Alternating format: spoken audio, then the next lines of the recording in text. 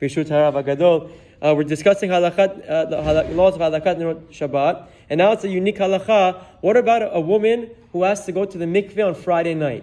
How does she proceed with Shabbat candles? When does she light them? How does she light them? Does her husband light them? So it's a very important halacha, because in fact women do go to the mikveh sometimes on Friday night. It depends how it falls out, and what would be the correct procedure when it comes to their halakhat nerot Shabbat. So the halacha explains that if she has to go to the mikveh Friday night, ideally she should do her preparations, preparing herself for the mikveh at home, make the beracha, light the candles, and walk to the mikveh and go and dip. That's the most ideal scenario.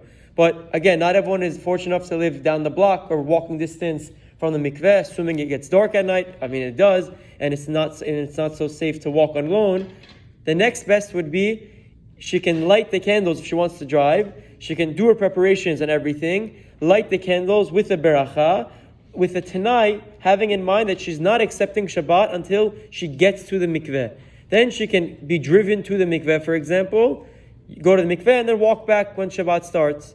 That's another approach. Now, if she needs to do her preparations in the mikveh, what should she do?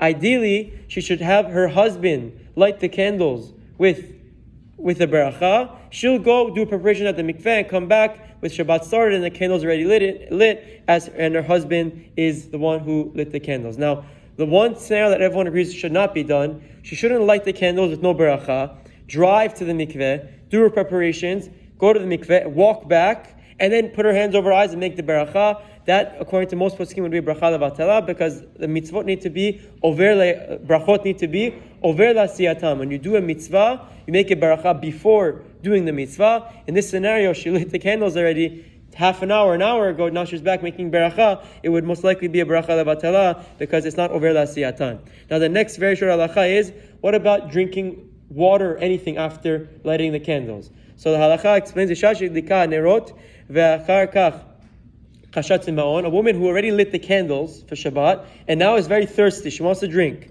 Mutar la lishtot mayim ve'afteh ve'kafeh, she can drink water, and we also Rav Ovadia equates tea and coffee in the water category. You're allowed to drink water and tea and coffee, kol od shelo shaka chama, as long as the sun has not yet set. So meaning, we light the minhag here is to light the candles 18 minutes before sunset. She lit the candles, I'm thirsty, it was a hectic day, running around cooking. It's not yet sunset, she can drink water. However, and this even applies to those who say that once she lights, she's accepting Shabbat. However, but once Shkiat HaChama comes, sunset arrives, Shabbat begins, she can no longer drink anything. Even that applies to men also. When sunset comes, we refrain from drinking anything, water, drinks, coffee, until we do Kiddush on Friday night. And the same would apply to the female as well. Now Rav Ovadia wants to say that if she's very thirsty, she has Bein HaShemashot to rely on to drink water. Ideally she shouldn't, but if she needs to, she could. And then everyone agrees that after Bein HaShemashot, she shouldn't drink any water or drink anything, eat anything until she hears Kiddush. Have a wonderful day.